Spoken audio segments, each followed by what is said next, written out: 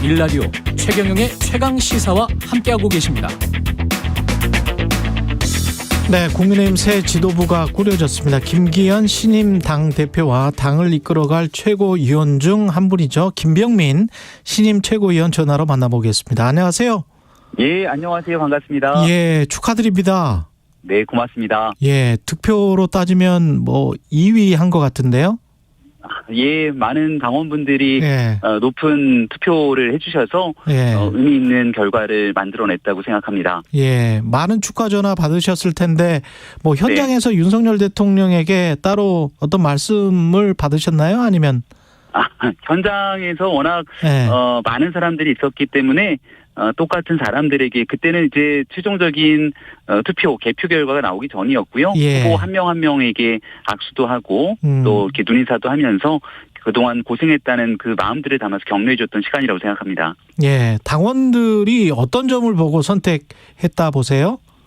이번 지도부는 누가 뭐래도 내년 총선을 준비하는 지도부라고 생각합니다. 그래서 제가 선거 내내 강조했던 건 안정과 혁신이라고 하는 두 마리 토끼를 잡을 유일한 사람이라고 강조를 했는데요. 예. 두 번의 비상대책위원을 지내면서 당이 어렵고 힘들었던 상황마다 안정적인 당의 관리를 했다라고 이제 말씀을 드렸고, 총선은 수도권의 승리가 무엇보다 중요합니다. 예. 나온 후보들 중에는 제가 수도권 민주당 텃밭 이른바 험지라고 하는 지역의 당협위원장을 지내고 있기 때문에 그렇죠. 예. 이런 곳에서 총선 승리를 거머쥘 수 있는 국민 눈높이에 맞는 변화와 혁신도 함께 이끌어갈 수 있다, 이렇게 설명을 드렸는데 그런 부분들을 좋게 평가해 주신 게 아닌가 싶습니다. 그 언론의 평가는 당 대표부터 최고위원까지 모두 친윤계이기 때문에 윤심의 승리다, 이렇게 규정을 하고 있던데 어떻게 생각하세요? 예. 우리는 집권당이기 때문에 예. 1년 전 대통령을 배출해낸 모든 사람들이 윤석열 정부의 성공을 위해서 일해야 되는 건 기본값이라고 생각을 합니다. 그래서 이제 그 대통령과 함께 성공적인 국정 운영을 위해서 뒷받침하는 지도부가 돼야 된다는 것은 매우 당연한 일이고, 예. 그 안에서 저마다 갖고 있는 최고위원 후보들 간의 차별적인 특색들이 있었거든요. 당원들께서 이번 4명 그리고 청년 최고위원 1명까지를 뽑아주는 과정에서는 특정한 진영이나 특정한 색깔로 몰아주신 것이 아니라 각자가 갖고 있는 개성들을 잘 조화롭게 이루어질 수 있는 황금 분할을 해주셨다고 저는 생각합니다. 예. 대표적으로 태용호 의원 같은 경우는 다시 지도부에 들어올 수 있을까라고 생각했던 분들이 많았지만, 또 민주당에서 절대로 볼 수 없는 탈북자 출신의 당 지도부 최고위원이 당생시킨 것도 당원들의 선택이라 생각하고요. 제가 올해 나이가 이제 42살인데 젊은 40대 기수를 2등으로 최고위원에 당선시켜주면서 또 수석 최고위원은 경륜과 경험이 풍부한 김재원 의원을 또 당선을 시켜주셨거든요. 그래서 그런 여러 가지 조화로운 측면들을 만들어주신 결과라고 저는 평가하고 싶습니다. 그 정의당에서는 논평을 하면서 윤석열 정부 실정에 쓴소리도 하는 그런 지도부 당대표가 됐으면 좋겠다, 이렇게 나왔던데 쓴소리도 할 수 있는 지도부입니까? 그럼요. 민주당보다는 그래도 나름대로 평가를 해주신 것 같다는 생각이 드는데요. 예. 일단은 제가 또 선거 내내 얘기했던 공약 중에 하나가 신뢰에 기반한 당정 소통의 한 라인이 되겠다고 말씀드린 바가 있습니다. 그 세간에 있는 국민의 민심들을 잘 확인하고 또 여기에 대해서 다소 부족한 점이 있거나 수정 보완해야 될 점이 있으면 가감없이 쓴소리를 전달하는 지도부가 필요할 텐데, 그러기 위해서는 기본적인 신뢰가 전제가 돼야 된다고 생각합니다. 제가 우리 윤석열 대통령님 당이 들어오기 전부터 대선 끝나는 날까지 지금거리에서 대변인을 활동했기 때문에 어떤 마음으로 이 국정을 임하고 있는지를 잘 알고 있고, 또 어려운 지역에서 국민들이 느끼고 있는 실상의 고통들, 현장의 어려움들을 잘 알고 있기 때문에 중간에서 그런 얘기들까지도 또 불편한 목소리까지도 다 전달할 수 있는 그런 신뢰의 소통 한 라인이 되겠다는 말씀을 다시 한번 드립니다. 반면에 이준석계 천하용인은 최종 명단에 이름을 한 명도 못 올렸단 말이죠. 이유는 뭐라고 생각하십니까? 천하람 후보 같은 경우는 정치를 처음 시작했을 때 이제 그 전남, 순천, 호남 지역에서부터 우리 보수당의 외연을 넓히겠다, 굉장히 긍정적인 의미를 갖고 출발했던 면이 있다고 생각합니다. 예. 전 이번 전당대회에서 천하람 후보가 그런 혁신과 개혁, 그리고 보수가 그동안 나름대로 갖지 못했던 측면들을 더 강조했다면 훨씬 더 좋은 성과를 얻지 않았을까 생각을 하는데 너무 좀 과할 정도로 현 정부에 대한 비판에 넘어선 비난 이런 메시지들이 이준석 전 대표와 함께 어우러져서 나타났기 때문에 안정적으로 우리 국정 운영에 성공시켜야 된다라고 생각하는 당원들의 마음을 얻기에는 한계가 있었다고 생각합니다. 하지만 이제 뭐 천하람 후보도 또 낙선한 이기인 후보, 김용태 그리고 허은하 후보 등 앞으로 국민의힘에서 정말 국민적 눈높이에 맞는 국민의힘이 나아가야 될 길에 대해서 더 좋은 목소리를 낸다면 또 함께 정치를 하면서 발전할 수 있는 그런 기틀을 다진 선거가 아니었나고도 생각합니다.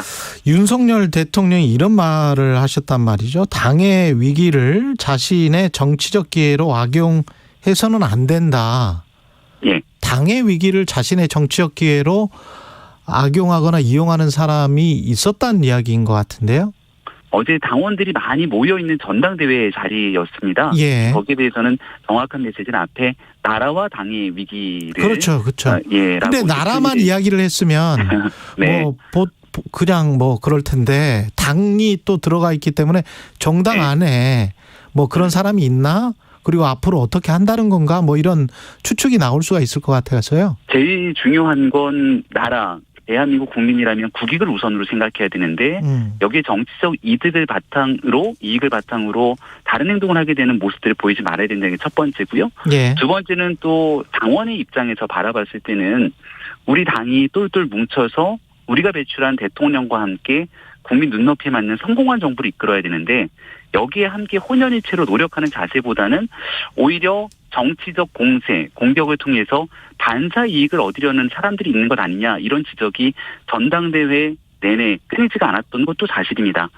특정한 사람들을 거명했다기보다는 이제는 혼연일체된 모습으로 우리 국민들께서 부여한 윤석열 정부 제대로 힘있게 일하기 위해서 함께 앞으로 나아가자라고 하는 보편적인 뜻을 내비쳤다고 생각합니다. 이른바 이제 연포탕이 제대로 만들어지기 위해서는 어떤 후유증 같은 거를 잘 풀어야 될 것 같은데요. 예. 예, 그 전당대회 과정에서 여러 잡음이 있었기 때문에 이거는 잘 풀릴 것 같습니까? 어떻습니까? 연포탕을 얘기했던 게 이제 김기현 대표지 않습니까? 예. 제가 선거를 치르면서 옆에서 바라봤던 김기현 후보의 모습, 그리고 과거 원내대표를 했을 때 제가 비상대책위원으로 함께 활동을 했었거든요. 김기현 대표가 갖고 있는 정치적인 가장 큰 장점은 이른바 자기 정치, 본인을 드러내기보다 본인을 좀 뒤로 물리면서 한껏 낮추고 중간에 어려움들을 풀어내는 조율의 정치에 가장 강한 강점을 갖고 있는 사람이라고 생각합니다. 지난번에 있었던 갈등 국면에서도 끊임없이 문제를 풀어내기 위해서 여러 사람들이 찾아다녔는데 선거가 이제 어제 막 끝난 만큼 낙선한 분들 한 명 한 명 찾아뵙고 위로도 건네고 또 다 같은 국민의힘 당원이기 때문에 이 당에서 정치를 할 수 있는 공간도 함께 마련하고 그렇게 연대, 포용, 상평의 정치 반드시 실현할 거라고 생각합니다.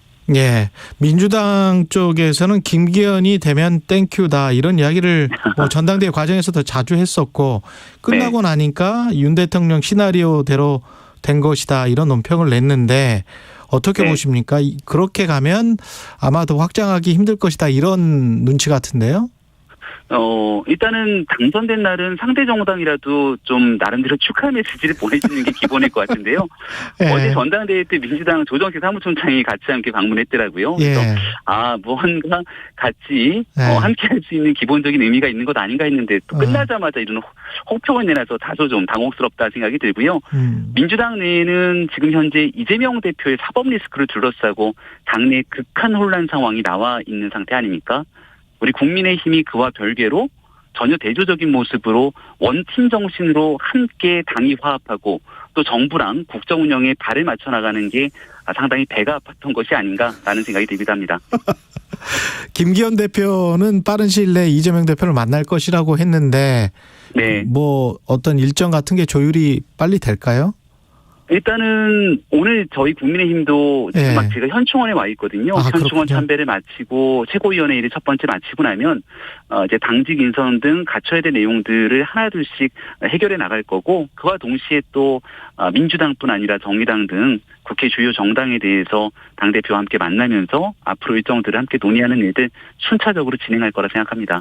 KBS가 한길 리서치에 의뢰해서 지난 5일부터 7일까지 조사한 결과를 보면 예. 그 여당인 국민의힘이 민주당보다 약간 좀 높긴 한데요. 정당 지지율이. 그런데 또 민심은 내년 총선에서 어느 당을 찍을 거냐라고 하면 정부 견제를 위해서 야당을 찍을 거다. 이게 또 약간 좀 높아요. 이런 결과는 어떻게 보십니까? 총선 이제 꼭 1년 앞으로 남았는데요. 네. 저는 2020년 총선을 사실 잊을 수가 없습니다. 그때도 총선 직전에 조 전 장관 사태가 있었고 또 워낙이나 문재인 정부 실정 등에 대한 그 민심의 분노가 컸지만 야당이 또 제 역할을 다하지 못했다는 여러 가지 평가 속에서 당시 미래통합당이 참패를 했었죠. 예. 그 민심이 움직이게 되는 건 불과 한 달 정도 되는 짧은 사이에도 얼마든지 움직일 수 있다고 생각합니다.